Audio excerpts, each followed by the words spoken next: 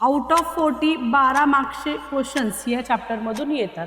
त्यामुळे very IMP topic आहे हा. हा जो पॉईंट असतो त्याला आपण काय म्हणतो, सेंटर ऑफ सर्कल. याला काय म्हणतो, centre of circle. And these are the basic component of the circle. हे सगळे काय आहेत, सर्कलचे basic component. Circle with same radius और with equal radius is nothing but congruent circle. Properties of chord with respect to circle. Bisect means what, DF is equal to काय येते इथे, FE येते. येस.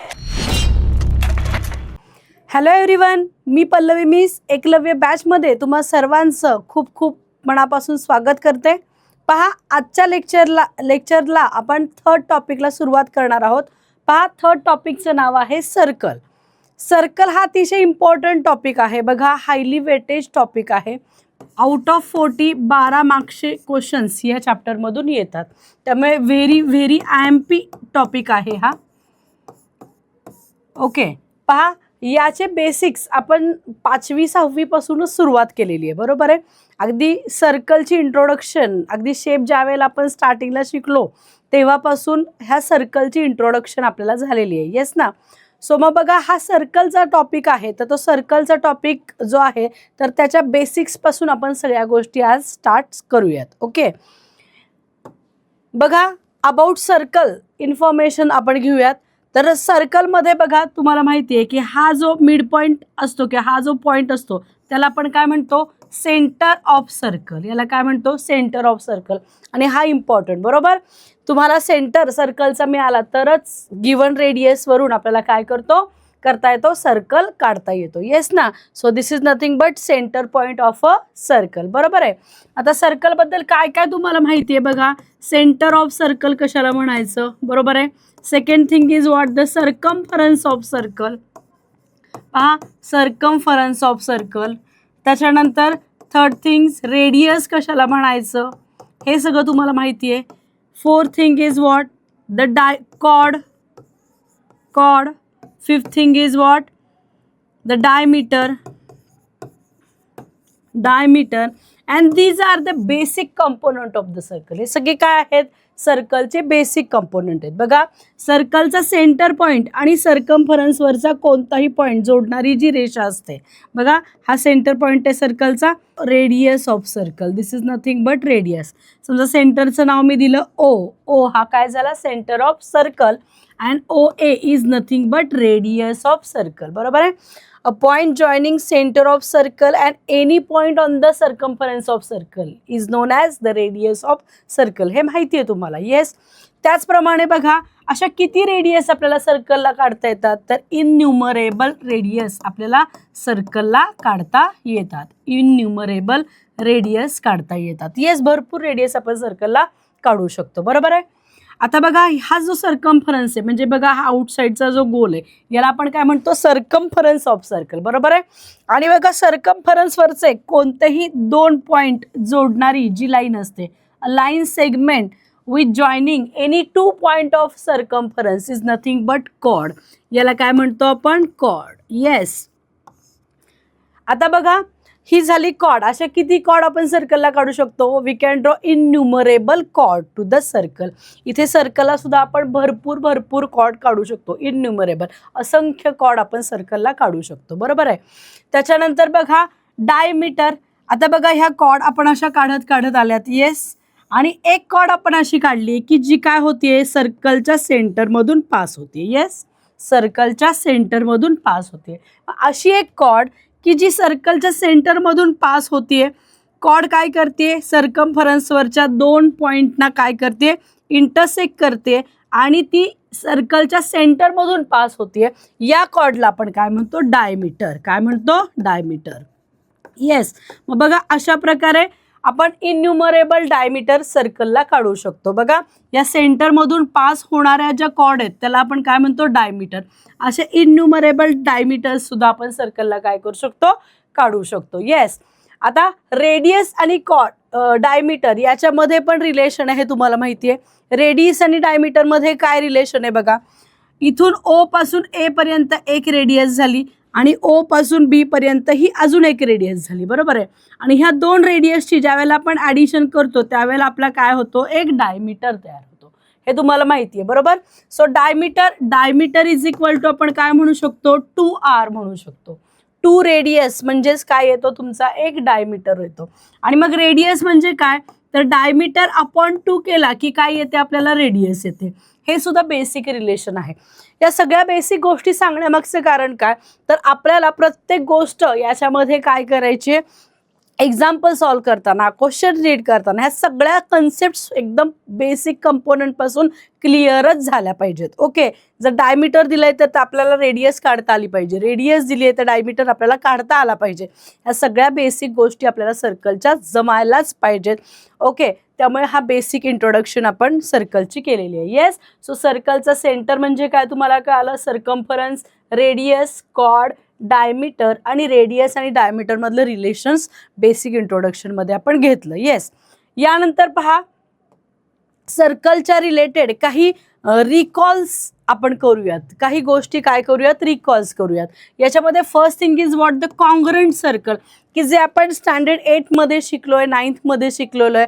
बघा कॉन्ग्रंट सर्कल कशाला म्हणायचं, concentric circle कशाला म्हणायचं आणि इंटरसेक्टिंग सर्कल कशाला म्हणायचं. बघा कॉन्ग्रंट सर्कल, कॉन्ग्रंटचा अर्थ एकरूप, बरोबर आहे.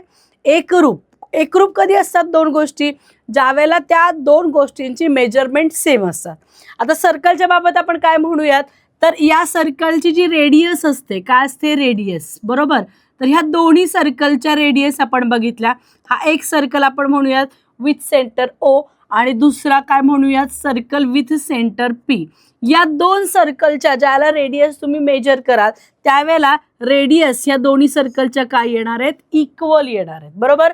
तेव्हा आपण त्याला काय म्हणतो, congruent circle. Circle with same radius और with equal radius is nothing but congruent circle.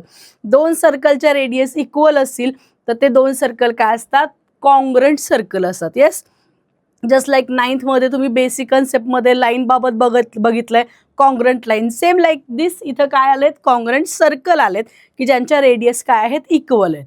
Yes, concentric circle, concentric त्याच्या नावातच आहे बघा, कॉन्सेंट्रिक म्हणजे बघा एक सेंटर आहे, हे बघा हे दोन सर्कल काढलेत, असे दोन नाही आपण असंख्य सर्कल काढू शकतो, भरपूर सर्कल काढू शकतो एका सेंटर भोवती, बरोबर आहे.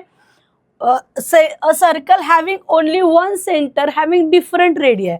आता इथे आपण बघितलं हा आतला सर्कल आहे तर ह्याची साधारणतः 1 सेंटीमीटर रेडियस आपण म्हटली. बाहेरचा म्हटला तर आपण काय म्हणतोय, समजा साधारणतः मोजली तर 2 ते 3 सेंटीमीटर रेडियस आपण घेतली, म्हणजे कन्सिडर करूयात आपण हा बाहेरचा म्हटला तर याची पण रेडियस थोडीशी काय होती, एक्सटेंड होती. पण बघा एकाच सेंटर भोवती डिफरंट आपण काय केलेत, रेडियसचे सर्कल्स काढलेले आहेत आणि मग अशा सर्कल्सला काय म्हणायचं, कॉन्सेंट्रिक सर्कल. एकाच सेंटर भोवती डिफरंट रेडियसचे आपण सर्कल ज्याला काढतो त्यावेळेला ते सर्कल्स काय असतात, कॉन्सेंट्रिक सर्कल. बघा हा झाला तुमचा दुसरा कन्सेप्ट. हा कॉन्सेंट्रिक सर्कलचा सुद्धा तुम्हाला तुमचा 4th टॉपिक आहे जॉमेट्रिकल कन्स्ट्रक्शन, याच्यामध्ये कन्स्ट्रक्शन करताना या कन्सेप्टचा तुम्हाला यूज होणार आहे. येस, चला पुढे जाऊयात. Intersecting circle.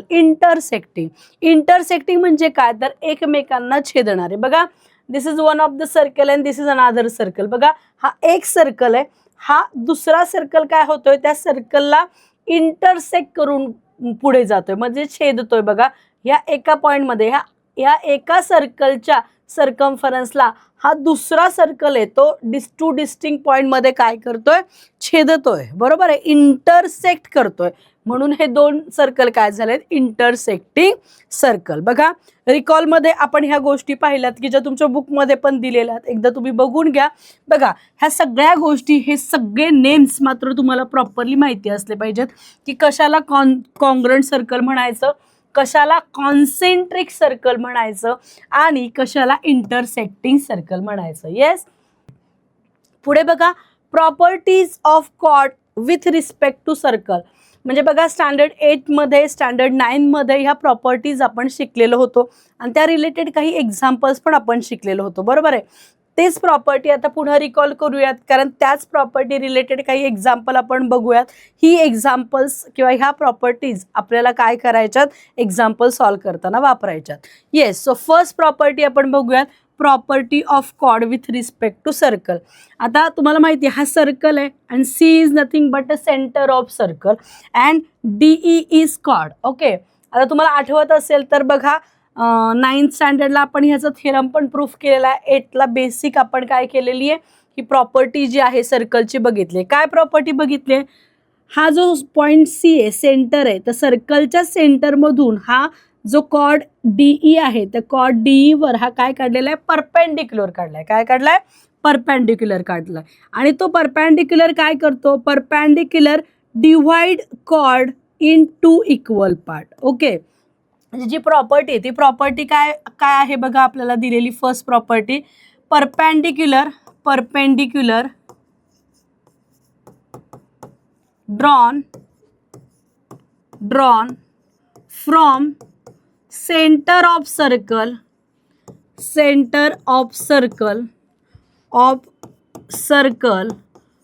To the cord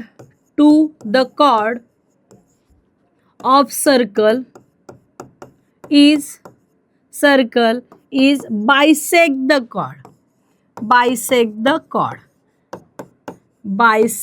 chord.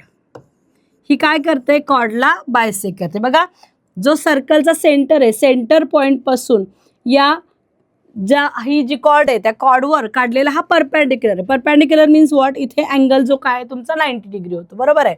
हा परपेंडिक्युलर आपण ड्रॉ केला तर हा परपेंडिक्युलर काय करतो, या ज्या ही जी कॉर्ड आहे ते ह्या कॉर्डला काय करतो, बायसेक्ट करतो. Bisect means what, DF is equal to काय येते, इथे FE येते. Yes, so this is one of the property. ही प्रॉपर्टी सुद्धा तुम्ही गेल्या वर्षी बघितलेली आहे. बघा हा जो सर्कल आहे, सर्कल काय करतो, सर्कलच्या सेंटरमधून आपण परपेंडिक्युलर ड्रॉ केला तर तो ह्या कॉर्डला बायसेक्ट करतो. बायसेक्ट म्हणजे काय करतो, त्याचे समान 2 भाग करतो. म्हणजे फॉर एक्झाम्पल हा जो DE आहे तर DE आपल्याला 10 सेंटीमीटर दिला. If DE is equal to आपल्याला काय दिला, 10 सेंटीमीटर दिला, तर आपल्याला DF काढायची असेल तर DF ही काय येते, ऑलवेज हाफ ऑफ DE येते. हाफ ऑफ DE म्हणजे ऑफकोर्स DE जर 10 असेल तर हाफ ऑफ 10 काय आला तुमचा, 5 आला. Yes, 5 centimetre. म्हणजे ही DF काय आली तुमची 5 centimetre and FE is also काय आली 5 centimetre if DE is given 10 centimetre. Yes, same DE आपल्याला काय दिली असेल, 12 दिली असेल तर DF किती येणार सांगा बरं. येस, DF काय येणार 6 अँड FE सुद्धा काय येणार आहे 6. म्हणजे ही जी प्रॉपर्टी आहे ही प्रॉपर्टी तुम्हाला काय करायची, वापरायची आहे. Yes, this is the one of the property. आता या प्रॉपर्टीचा कॉन्व्हर्स पण आपण बघितलेला होता आणि त्यावर डिपेंड असणाऱ्या ॲक्टिव्हिटीज पण आपण बघितलेल्या. कॉन्व्हर्स काय बघितलेला होता बघा, a line segment joining the center of circle to the midpoint of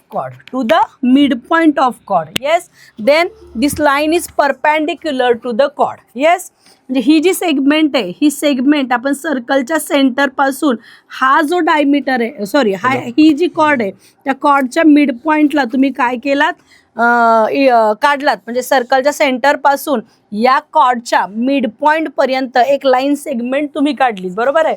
तर ती लाईन सेगमेंट काय असते, तर या कॉर्डला परपेंडिक्युलर असते. म्हणजे इथे होणारा जो अँगल आहे तो 90 डिग्री आहे. एक लक्षात घ्या, त्यांनी काय सांगितलंय की सर्कलच्या सेंटर पासून या कॉर्डचा मिड पॉइंट जॉईन करणारी सेगमेंट. आता बघा F हा कॉर्डचा CF ही सेगमेंट आहे आणि F हा कॉर्डचा मिड पॉइंट आहे. म्हणजे त्यांनी ऑलरेडी सांगितलंय DF is equal to D, हे ऑलरेडी सांगितलेलं आहे ना. आपल्याला काय प्रूफ करायचं आहे, हा अँगल CFE काय आहे 90 डिग्री. येस ना, तर याचा रिलेटेड असणारा थिअरम सुद्धा तुम्ही लास्ट इयरला बघितला आहे. पण प्रॉपर्टी लक्षात घ्या, काय प्रॉपर्टी, पहिली प्रॉपर्टी आपण बघितलेली आहे काय, perpendicular drawn from the centre of the circle to the chord of circle it bisect the chord. आणि याचाच कॉन्व्हर्स बघितलेला होता, if the line segment drawn from the centre of circle to the mid point of that chord then this line is perpendicular और this segment is perpendicular to the chord. म्हणजे इथे होणारा angle always काय असतो 90 degree, बरोबर आहे. ही जी एक property आणि त्याचा कॉन्व्हर्स पण बघितलेला होता. आणि ही जी प्रॉपर्टी ती अतिशय इम्पॉर्टंट प्रॉपर्टी आहे की जी तुम्हाला या टॉपिकमधली काही एक्झाम्पल्स आहेत ती एक्झाम्पल सॉल्व्ह करायला लागणार आहेत. ओके,